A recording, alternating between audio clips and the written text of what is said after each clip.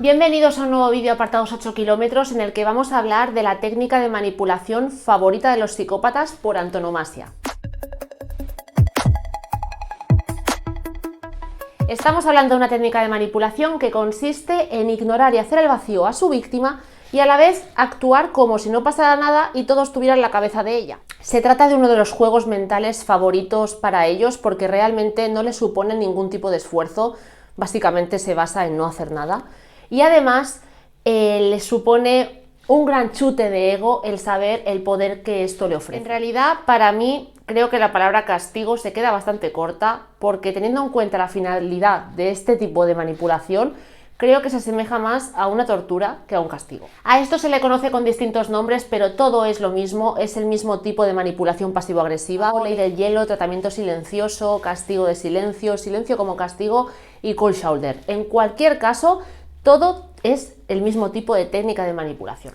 Como siempre, os recuerdo una vez más que cuando empleo el artículo él es porque estoy hablando del psicópata y cuando empleo el artículo ella es porque me refiero a la víctima. Todos tenemos claro ya que hay hombres y mujeres psicópatas y hay hombres y mujeres víctimas. Así que sin más rodeos, vamos a ponerle una vez más nombre a todo lo que hacen estos bichos. Dentro vídeo.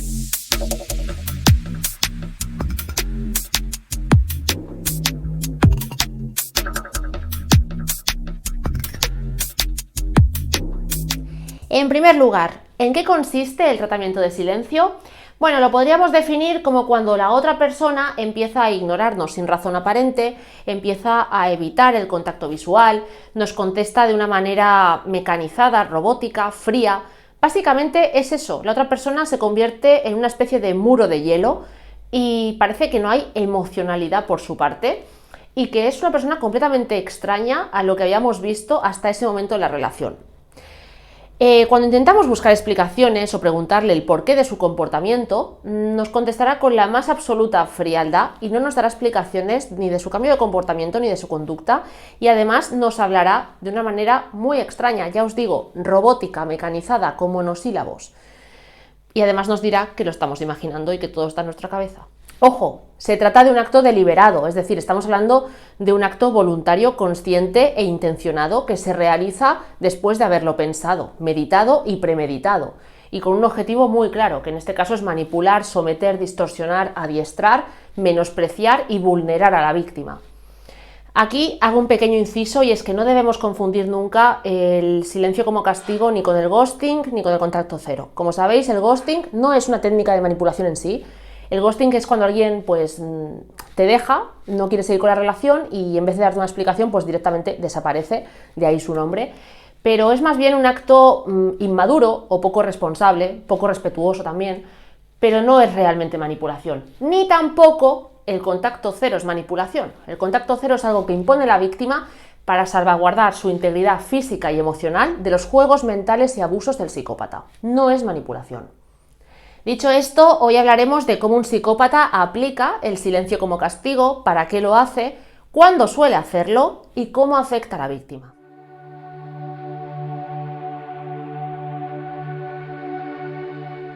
Los psicópatas utilizan el castigo de silencio como forma de manipulación perversa con una clara intención de dañar a la otra persona y hacerle también dudar de su percepción. También lo hacen para domesticarla, adiestrarla, someterla y mostrarle quién manda. No penséis que lo hacen para rehuir responsabilidades o evitar confrontaciones, no. Lo hacen simple y llanamente porque funciona.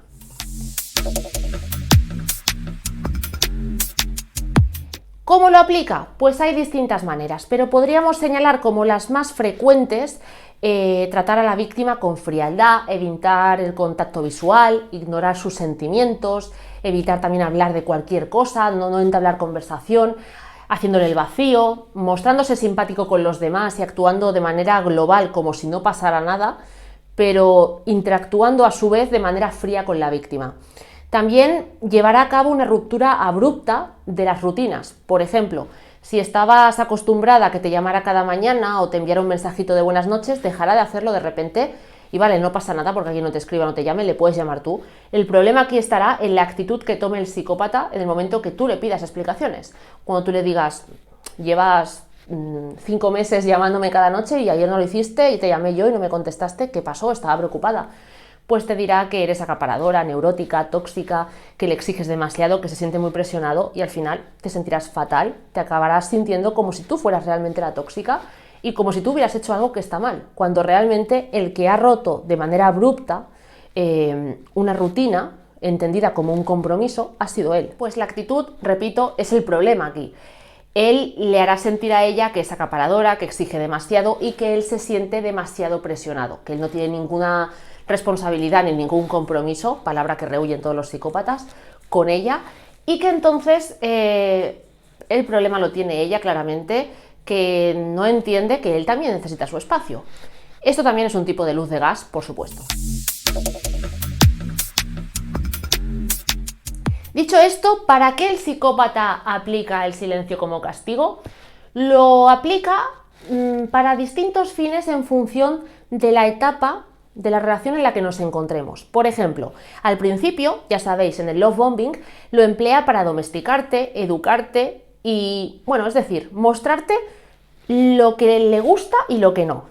Aquí, el silencio como castigo desempeña la función de refuerzo intermitente.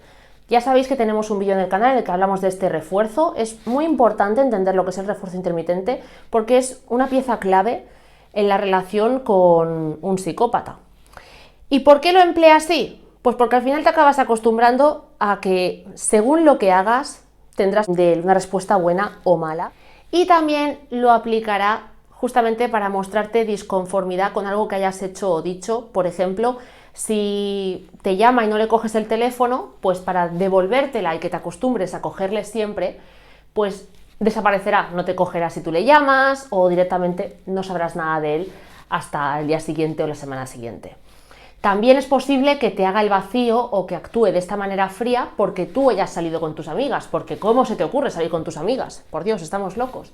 Pues justamente es eso, es que aquí, en este momento de la relación, el silencio como castigo desempeña la función de condicionamiento clásico. El problema es que tú, al estar tan enamorada y estar todavía en la nube del love bombing, solo querrás agradarle, solo querrás volver a estar bien y estar tan feliz como estabas. Y es justamente en este momento el momento clave en el que empiezas a disculparte hasta por respirar. Cogerás esta dinámica como una forma de relacionarte con él y saber que siempre te tienes que estar disculpando porque si no siempre tendrás esta conducta por su parte. Una vez finalizado el love bombing y entrando en la fase de devaluación, el castigo de silencio se empleará sobre todo para proyectar en la víctima, porque él sabe que tú pedirás muchas explicaciones de qué está pasando, llevo 2 días sin saber de ti, estaba preocupada y siempre te hará creer que tú buscas conflicto, que eres muy tóxica, que exiges demasiado, que se siente muy presionado y también lo empleará para someterte. Él ya sabe que tú eres adicta, entonces qué mejor manera de someterte que tengas que aguantar que solo habláis cuando a él le interesa, que solo os veis cuando a él le da la gana, que solo te llama cuando a él le va bien, es sometimiento puro y duro. En esta fase de la relación también lo empleará para evitar y eludir compromisos y responsabilidades. Por ejemplo, si teníais previsto ir al médico o que él te acompañara a algún sitio, pues si a él no le interesa, pues te aplicará esto para que tú ya creas que está enfadado y él pueda irse con su amante, que es lo más habitual. O también es posible que lo emplee para boicotear fechas especiales. Ya sabéis qué tipo de psicópata sería si no boicoteara cumpleaños, aniversarios, vacaciones, navidades. Ellos lo boicotean todo y una buena manera es justamente esa, que el día de tu cumpleaños te ignore, finja que se le ha olvidado tu cumpleaños, te haga el vacío o que días antes de iros de viaje lo veas muy raro para que tú estés básicamente muy nerviosa, muy angustiada, pero tampoco pudiendo pedir explicaciones al respecto. Por último, en los descartes lo empleará para mostrarte frialdad, para que tú creas realmente que no le importa haber finalizado la relación, que sientas que se le ve perfectamente, que no está afectado y que dudes una vez más de tu percepción.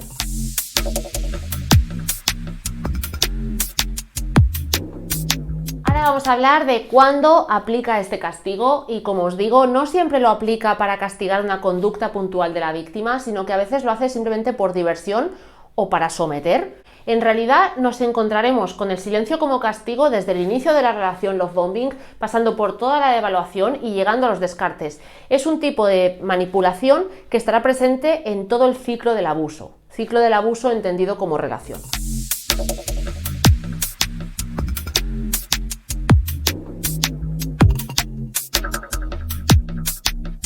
Por último, vamos a hablar de cómo afecta esto a la víctima. La verdad es que es la parte que más me interesa desde el punto de vista de la victimología, porque es curiosa la magnitud del daño que se puede llegar a ejercer y someter a la mente de la víctima. En un primer momento, la víctima intenta racionalizar qué está pasando, porque su cerebro estalla intentando encontrar una explicación, y racionalizarlo simplemente le lleva a asumir la culpa, a asumir que es un error suyo, que ella ha hecho algo que está mal, que ella es la aguafiestas, que se ha estropeado esa relación tan idílica por algo que ella ha hecho, pero por otra parte tampoco tiene explicación al respecto, ni sabe lo que ha hecho mal, pero está convencida que lo que está ocurriendo es por su culpa. Se perturba y se ciega buscando una explicación sobre qué estará pasando. Los sentimientos más frecuentes en las víctimas son desolación, desesperación, tristeza, estrés, desconcierto, sorpresa y una absoluta culpa. Una culpa muy abrumadora porque realmente se siente culpable, pero no sabe de qué. La lógica y el amor de la víctima la llevarán a intentar enmendar su presunto error, pero no recibirá respuesta por la otra parte. Cuando vaya a intentar hacer las paces o buscar una explicación a qué he hecho mal, el psicópata le hará gaslighting, ya sabéis, luz de gas, le dirá que todo está en su cabeza, que él está tan tranquilo, que él está perfectamente, que no hay ningún problema con ellos, que siempre está buscando pleitos, que siempre busca bronca y que la tóxica y la pesada es ella. La víctima, por supuesto, dudará una vez más de su percepción, no solamente por no encontrar una razón a la actitud previa, sino porque posteriormente el psicópata actuará como si no pasara nada. Sin duda, las primeras veces que se produce el silencio como castigo son las veces más dolorosas y desoladoras para las víctimas, porque es muy sorprendente que después de venir del love bombing, de un momento mágico, álgido del enamoramiento, en teoría por ambas partes, se produzca este corte tan repentino de emocionalidad y se encuentre con esa frialdad tan extrema. Aquí, como siempre, me gusta hacer reflexionar a las víctimas.